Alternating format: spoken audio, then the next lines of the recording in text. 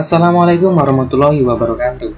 Saya Al-Kausar Maulana Ibnu Asabil akan mempresentasikan materi mengenai wireless commerce. Pertama ada teknologi wireless. Perkembangan teknologi saat ini sedemikian pesat, yang mana termasuk juga teknologi dalam pengiriman data. Maka dari itu, pengiriman data menjadi bagian penting dalam perkembangan teknologi. Untuk dapat diproses lebih lanjut, data terkadang harus dikirim dari satu tempat ke tempat yang lainnya. Data dikirim dari transmitter menuju receiver, kemudian menggunakan media kabel atau wired, dan juga dapat dikirim menggunakan media tanpa kabel atau wireless. Dalam kata lain, dalam penerapan wireless ini, kita menggunakan jalur udara dalam proses pengiriman data, sehingga data yang dikirim akan lebih efisien dan lebih cepat dalam penerapannya. Kemudian apa sih wireless?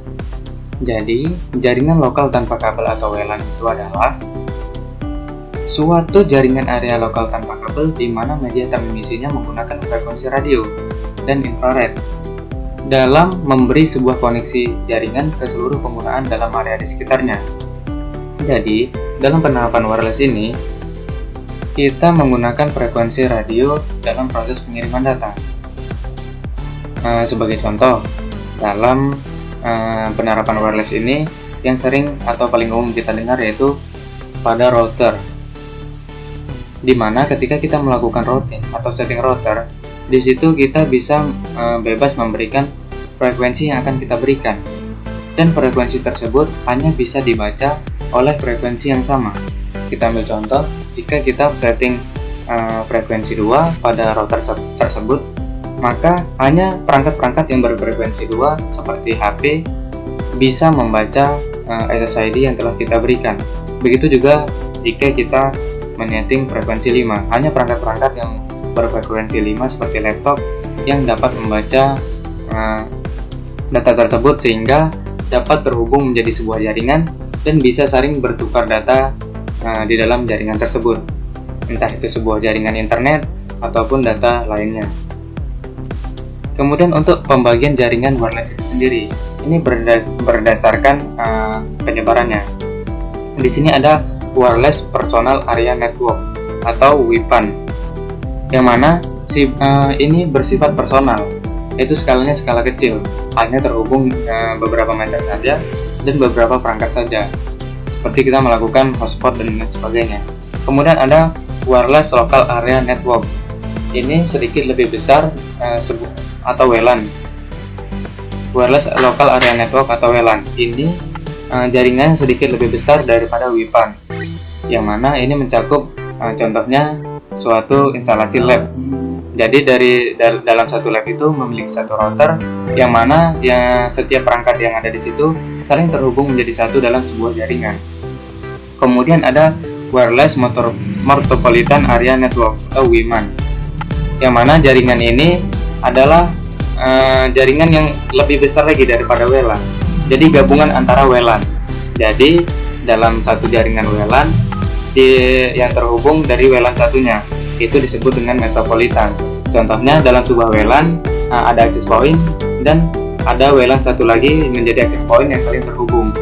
Maka itu disebut dengan Wireless Metropolitan Area Network. Kemudian ada Wireless Wide Area Network. Ini jaringannya sangat luas, bisa antar negara bahkan antar benua. Dalam penerapan jaringan wireless tentu saja memiliki kelebihan dan kekurangannya. Di sini ada kelebihan dan kekurangannya. Yang pertama, mobilitas. Tentu saja dalam penerapan jaringan wireless ini memiliki mobilitasnya lebih efisien tentunya. Kemudian kecepatan instalasi. Kecepatan instalasi di mana dalam penerapan jaringan wireless ini hanya menggunakan sedikit saja alat dalam penerapannya. Kemudian fleksibilitas tempat, tentu saja dengan sedikit alat yang digunakan, tentu saja fleksibilitas tempat sangat berpengaruh. Kemudian memiliki jangkauan yang luas, biaya pemeliharaannya yang murah, infrastrukturnya berdimensi kecil, mudah dikembangkan, serta mudah dan murah untuk dialokasikan dan mendukung portabilitas. Selain memiliki kelebihan, jaringan wireless ini memiliki kekurangan, yang mana kekurangannya tersebut transmit data yang kecil. Tentu saja kita dalam proses pengiriman data menggunakan media udara, menggunakan jalur udara. Tentu saja dalam proses pengiriman data tidak secepat dan tidak seakurat dalam proses menggunakan kabel. Kemudian alatnya cukup mahal. Kemudian mudah terjadi gangguan, baik gangguan frekuensi ataupun gangguan lainnya seperti hilang sinyal sehingga menghambat dalam proses pengiriman data. Kemudian kapasitas jaringan terbatas, keamanan data kurang terjamin, kemudian interferensi. Seperti yang saya bilang di atas, interferensi adalah gangguan pada sebuah frekuensi. Kemudian mengalami gejala yang disebut multipath. Yang terakhir ada mempunyai latensi yang cukup besar. Kemudian apa sih peranan jaringan wireless dalam perkembangan mobil commerce saat ini?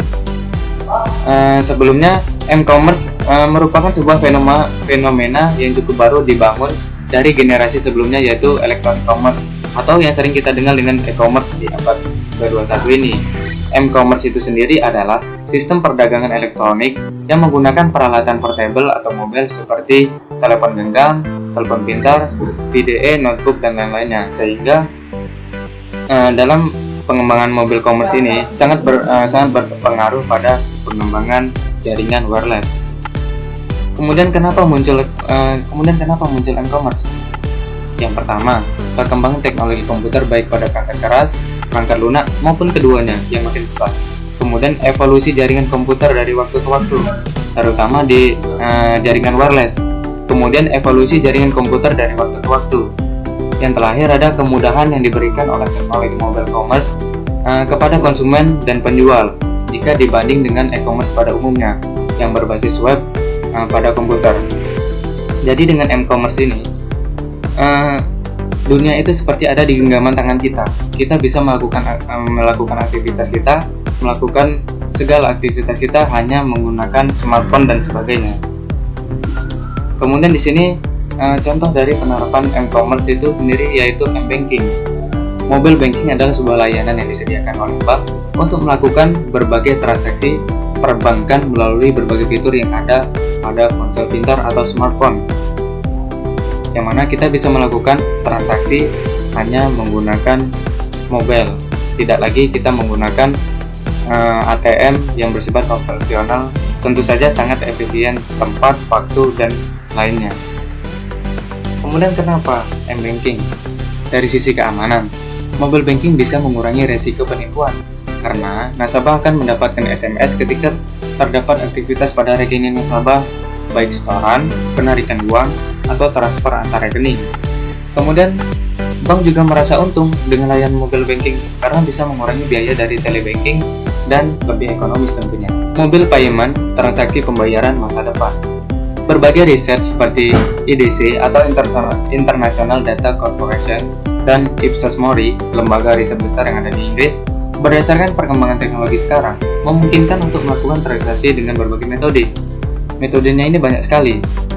Kita bisa melakukan pembayaran menggunakan mobile pay seperti GoPay, Dana, Link Aja, dan lain sebagainya. Bahkan kita bisa melakukan pembayaran hanya dengan menggunakan barcode. Transaksi pembayaran mungkin akan lebih mudah dengan keamanan yang lebih bagus dari sekarang. Tentu saja, mobile payment merupakan transaksi pembayaran di masa depan yang lebih efisien tentunya. Demikian presentasi dari saya Al-Fawzar Maulana Ibnu Al-Sabil, NIM F1S11901. Saya mohon maaf apabila ada kekurangan dan kesalahan, dan saya akhiri. Wassalamualaikum warahmatullahi wabarakatuh.